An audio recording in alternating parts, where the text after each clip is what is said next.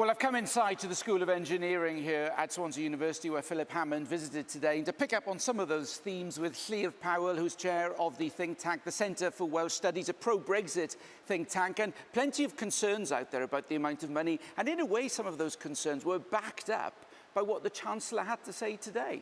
I think the Chancellor's been cautious all the way through the Brexit process, so it's understandably he's going to be like that. A lot of people are going to be coming in and asking for money, but right now I think he doesn't need to be as concerned as we are. I think we're in a good position.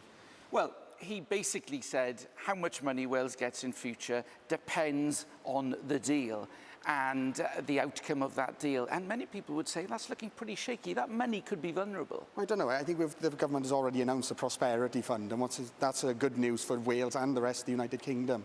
And what's important about that structural funding that we can replicate that we currently have is that we can decide what priorities we've got. We elect politicians, and those politicians will be in charge of that prosperity fund. So I don't see the danger there as much as he was making out today. Okay, well, what sort of changes would you make to it in future, and how that money has been spent? I'd like to see it distributed a lot more between all parts of Wales, not just the lower south Wales that we've seen from the European funding. I'd also like to see it going into structural funding for internet, broadband across Wales, try and bring Wales back into the competitive market that we've currently got.